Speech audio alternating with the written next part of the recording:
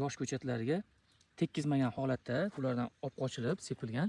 Sarf xarajatni tejaydi. Mana shunaqangi kutilgan samarani beradi. Bu videomiz bog'i yoki tomorqasida o't bosib, qayta ketmonda yoki odam solib, o't yo'qotishga qiynalayotgan har bir dehqon va tomorqachi uchun, fermer uchun manfaatli bo'ladi. Videoni oxirigacha kuzatinglar.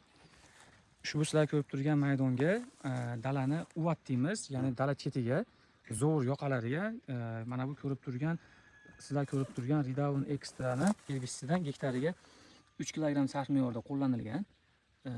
Ko'chatlarga mana meva o'sha yosh ko'chatlarga tekkizmagan holatda ulardan olib qochilib sepilgan.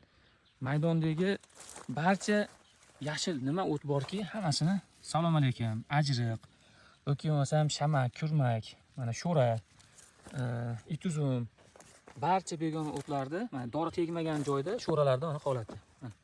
Dori tegmagan joyda. Endi dori sepilgan ko'chatlardan, yosh nihollardan ehtiyot qilib sepilgan joydagi holatni qarang.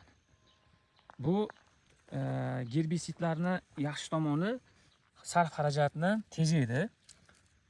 Sifatli qilib sepiladigan bo'lsa, mana shunaqangi kutilgan samarani beradi.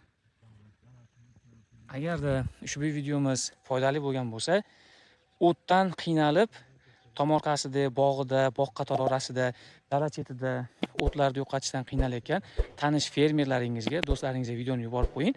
Bizni yo'qotib qo'ymaslik uchun kanalimizga obuna bo'lib qo'ying.